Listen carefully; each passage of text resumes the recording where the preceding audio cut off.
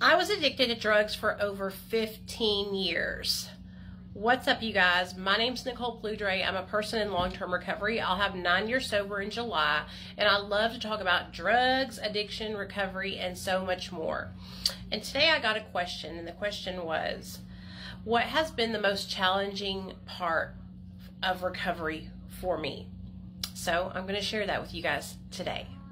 So when I really reflect back on the time when I got sober, it was almost 9 years ago. I went into a detox clinic and I stayed there for 6 days. And then after I did detox, I went into a residential rehab program for 30 days. Getting off of substances was the easiest part of my recovery journey. Because, like I said, I went into detox, so I had medication to help me, and I had doctors and psychiatrists and nurses to support me. So getting off of those substances was, like I said, the easiest part of my whole recovery journey. I think the most challenging part for me was changing all the people, places, and things.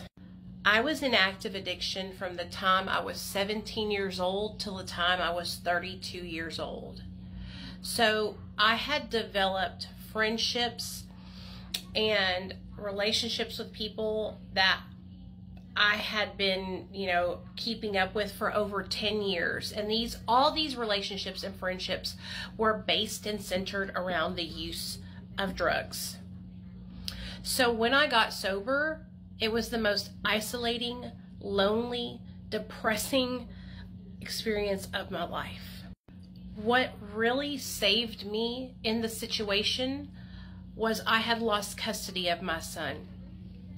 So I was so hyper-focused on fighting for my son that all the relationships that I had lost, all the people, places, and things that I had to remove from my life, it made it a lot easier to set boundaries and to not allow those people, places, and things in my life anymore, because I knew that if I did, I would never see my son again. I would lose custody of him forever.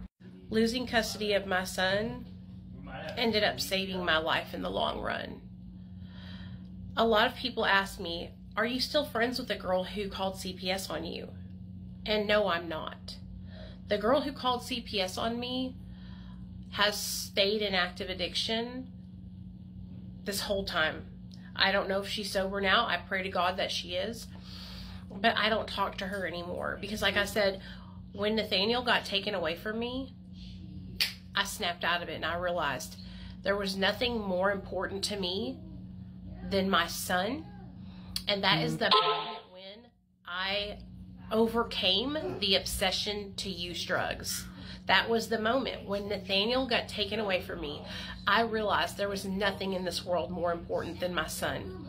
Drugs could fuck themselves. The people could fuck themselves. All that shit could go to fucking hell. And I was going to go through whatever I had to go through to make sure that I got my son back and I did not lose him to CPS.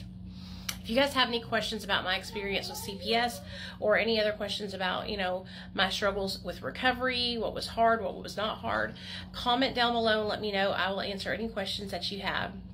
But like I said, the most difficult part of it all was disconnecting from the people, places, and things and really setting those boundaries and standing firm on them.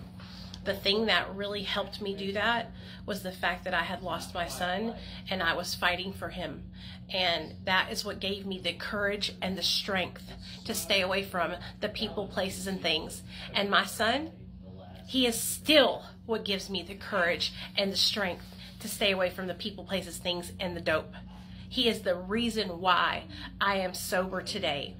So I love you guys. If I can get sober, anybody can get sober. So I'll talk to you later.